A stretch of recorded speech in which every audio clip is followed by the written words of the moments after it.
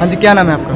नीलम। कहाँ से हो आप? पंजाब से। आज जो हमारी रमैनी हुई है बिल्कुल दहेज मुक्त हुई है, और इस बात की मुझे बहुत खुशी है कि आज मेरे पूज्य गुरुदेव संत रामपाल जी महाराज जी की दया से मेरा एक सपना था कि दहेज मुक्त विवाह हो मेरा, और उनके शुभ आशीर्वाद से आज दहेज मुक्त विवाह हुआ है। तो इस विवाह से हम बहुत खुश हैं, और समाज को भी यही बोलेंगे हम कि जो जैसे कि आपको पता है कि दहेज के चक्कर में कई तो भ्रूण हत्या करने लगे, इनकी बहनों को गर्भ में ही मार दिया जाता था, उनको एक बोझ समझा जाता था।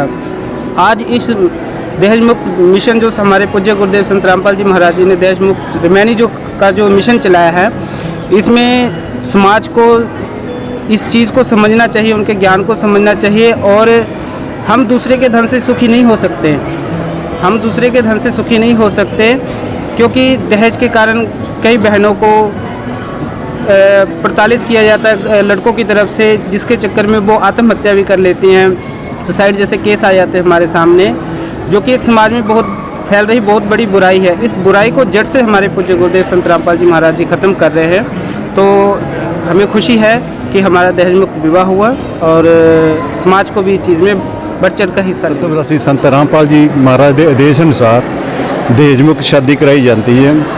ਜੇ ਜੋ ਸਮਾਜ ਦੇ ਵਿੱਚ ਕੁਰੀਤੀਆਂ ਫੈਲੀਆਂ ਹੋਈਆਂ ਉਹਨਾਂ ਤੇ ਰੋਕ ਲਾਉਣ ਵਾਸਤੇ ਇਹ ਕੀਤੀ ਜਾਂਦੀ है, ताकि जैसे पहले समाज में देखा होगा अपने भ्रूण हत्या की जाती सी, ते उस नूं रोकण वास्ते परमात्मा ने ज्ञान दे विच ये दस्सिया है, सत्संग दे विच ये दस्सिया कि लड़की और लड़के दे विच कोई अंतर नहीं है, ये परमात्मा के बच्चे है।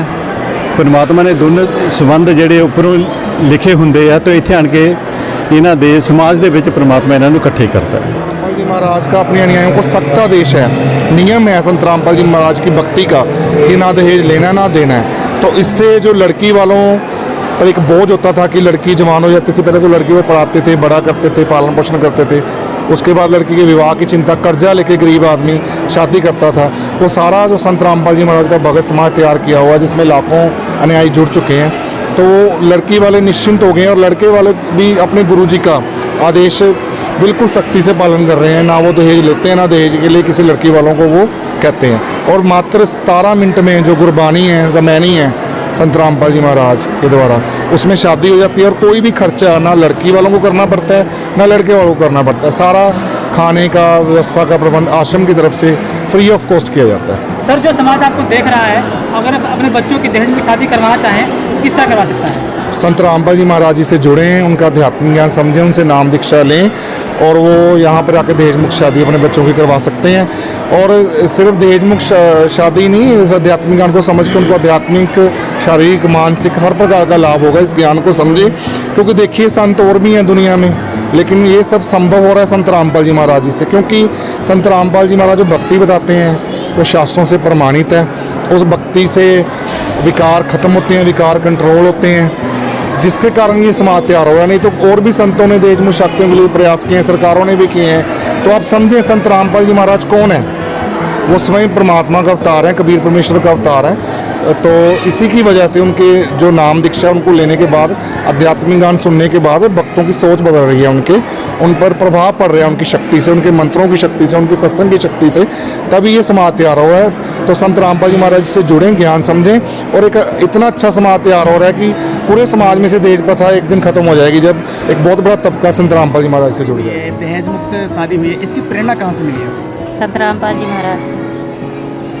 तो जैसे कि बहुत सारी शादियाँ होती हैं, उसमें दहेज लिया जाता है, और दहेज की वजह से माँ बाप को काफ़ी चिंताएं होती हैं, तो आपको क्या लगता है? बहुत खर्चा होता है जी, उस जगत में ब्याह करने का बहुत ज़्यादा माँ बाप परेशान होते हैं। तो परमात्मा की दया से यहाँ कुछ भी नहीं लगता है। आप लोगों ने नहीं दिया कोई दहेज? नहीं जी, कोई दहेज नहीं दिया।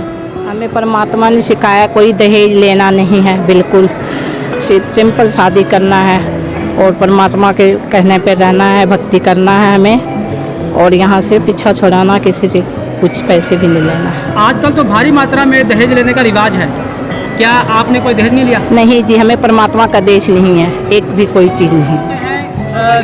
कैसा लगा आपको यहाँ पर आकर? बहुत अच्छा लगा। किसकी तरफ से आए आप? हम लड़की वाली तरफ हाँ जी, आप किसकी तरफ से हैं? की तरफ आप तो यहाँ पर जो दहेज मुक्त शादी हुई है तो देखकर कैसा लगा, क्या आप कहना चाहेंगे आप? बहुत अच्छा लगा।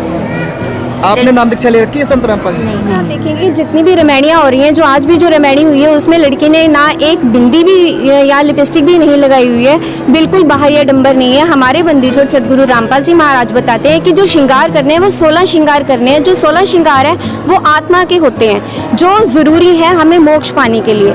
जो हम बाहरी जो श्रृंगार कर रहे हैं उससे मोक्ष नहीं हो सकता। सिर्फ बंदी छोड़ सदगुरु रामपाल जी महाराज हैं जो पूर्ण मोक्षदायक भक्ति बताते हैं, जिससे ये हमारी मोक्ष हमारा कईयों के पास नहीं भी कैपेसिटी होती है दहेज प्रथा देने की, तो इस कारण इस दहेज प्रथा को हमें रोकना चाहिए। तो आश्रम की तरफ से लड़की या लड़के वालों से खाने पीने का कोई पैसे वगैरह भी लिए जाते हैं कि फ्री ऑफ कॉस्ट है? जी नहीं, बिल्कुल भी नहीं, कोई भी खर्चा नहीं होता लड़की वालों का या लड़के वालों का। बिल्कुल यहाँ पे पूरी मुफ्त में यहाँ पे सारा कुछ गुरुजी की तरफ से सेवा होती है।